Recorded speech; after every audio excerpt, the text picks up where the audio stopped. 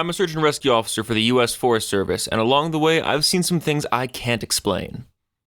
When I started out as a rookie, no one had told me a lot about the job in terms of weird things that could happen. I'm assuming this was largely to prevent me from freaking out and abandoning the park, but a few months into my service, when I was still a rookie, a friend and I were drunk at a party, and he opened up a bit. Yeah, it can get a little crazy out there, I guess. I think the worst ones are where people die when they just shouldn't, you know? Or when we find them dead, like 10 minutes after someone says they just saw them. Like the whole, they were fine when I passed them on the switchback, I swear, type of stuff.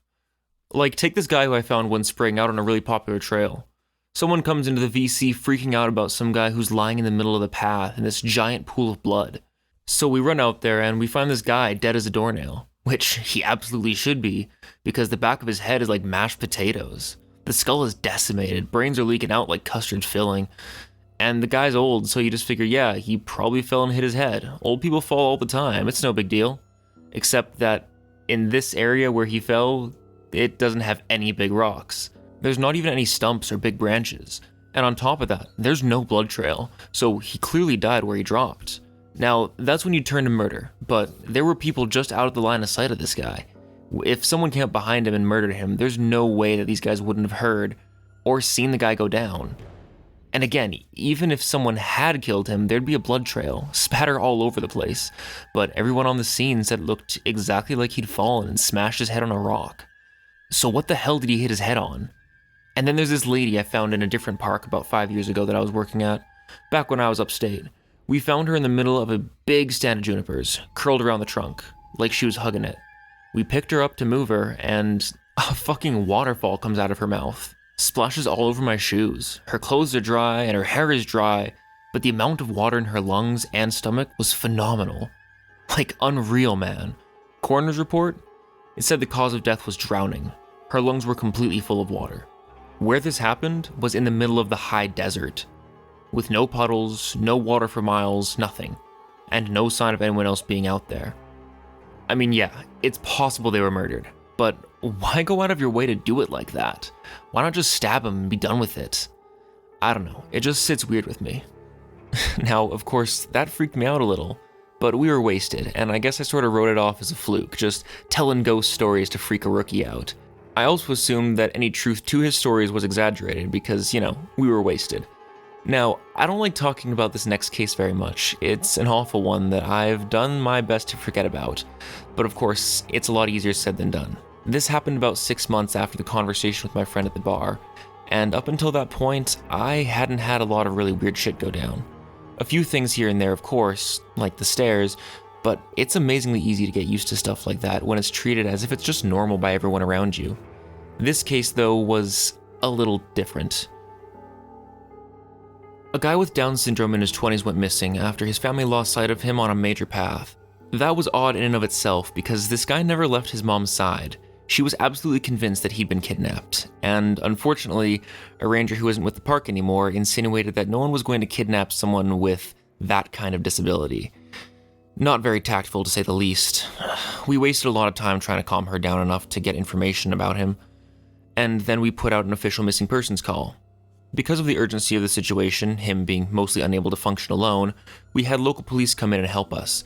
We didn't find him the first night, which was heartbreaking. None of us wanted to think of him being alone out there all night. But we assumed that he just kept wandering and was staying ahead of us. So we brought out the helis the next day, and they spotted him in a little canyon. I helped him back up, but he was in bad shape, and I think we all knew he wasn't going to make it. He'd fallen and broken his spine, and couldn't feel his lower half. He'd also broken both his legs, one at the femur, and he'd lost a lot of blood. He was confused and scared from being out there all alone, so he'd probably exacerbated his injuries by dragging himself a ways after he'd fallen. I know it sounds awful, but while I was riding in the copter with him, I asked him why he'd wandered off. I just wanted something to tell his mother, to let her know that it wasn't her fault, because he was fading fast and I didn't think she'd get to ask him herself. He was crying, and he said something about the sad little boy. He wanted him to come play. He said the little boy wanted to trade so he could go home. Then he closed his eyes, and when he woke up again, he was in the canyon. It was a little hard to make out exactly what he was saying given his disability and the panic state he was in, but that's what I thought the gist of it was. He kept crying and asking where his mommy was, and I held his hand and tried my best to keep him calm. He kept saying, "It was cold out there. It was cold out there. My legs were frozen. It was cold out there. It's cold in me." He was getting even weaker every time he talked, every minute that passed. So he eventually stopped talking, and he closed his eyes for a while. Then when we were about 5 minutes from the hospital, he looked right at me, these big tears running down his face. He said, "Mama won't see me no more. Love Mama. Wish she was here." After that, he closed his eyes and he just never woke up. It was horrible. It was fucking horrible. And I don't like talking about it. That case was just one of the first ones that really rattled me badly. Because of how badly it affected me, I ended up reaching out to my senior ranger, and they helped me through it. As time went on, we got to know each other better, and he ended up sharing one of his own stories with me. It was disturbing, but it helped to know that I wasn't the only one affected by the things going on out there. I think this must have happened before you got here, because I think if it had happened while you were here, you'd have remembered it. I know it didn't end up in the news for some reason, but I think most people who've been here long enough know about it. The park sold off a portion of land to a logging company, and it was really controversial for a while, but it wasn't that large or old of a plot, and it was right after the recession, so we needed the cash bad. Anyway, they were felling this plot of land, and we get a call that we need to get our supervisors out right away. I don't know why, but they ended up sending me, as well as a few other guys along with the heads. I'm guessing it was for power in numbers to see what was up. We got there, and all these guys are crowded around a tree that they just cut down. They're all pissed off and freaking out, and the foreman comes over and says he wants to know what we think we're up to. He starts yelling at one of the supervisors, saying, "What the hell do y'all think this is? Some kind of sick joke? You got a lot of fucking nerve pulling shit like this. We bought this land fair and square." Well, we didn't know what the hell he was talking about, so he brings us over to this felled tree, points at it, and tells us that when they cut it down, it was just like this, and they'll be damned if they put it there. The inside of the tree was all rotted out and hollow in one spot, and when they cut it down, it exposed this chamber that inside of which was a hand, like a perfectly severed hand cut clean off. And it looks like it's actually fused with the inside of the tree. Well, now we think that they're pulling a joke, so we tell them we don't like being screwed with, and we start to leave. But then they tell us they've already called the cops, and that they'll go right to the media if we don't stick around. Well, that gets the heads' attention, so they stick around and talk to the police about it. Everyone's denying that they put the hand there, and besides, how would anyone have even done it? It's clearly a real hand, but it's not mummified or skeletal. It's brand new, probably not even a day old, and it's definitely fused with the wood. You can see that it's coming right out of it. The loggers, they insist that they didn't put it there, and somehow this fresh human hand ended up fused to the inside of this living tree. The cops have the loggers cut that section of the tree up into a movable chunk, and when they take the hand away, the area is closed off. There was a pretty big investigation, but I know they didn't get any answers. Now it's just become this legend, and as far as I know, we haven't sold any more property for logging. That story was a weird one, but he talked about it so nonchalantly, like it was a logistical error or something. I guess you just get used to these sorts of things when you've been on the job as long as he has.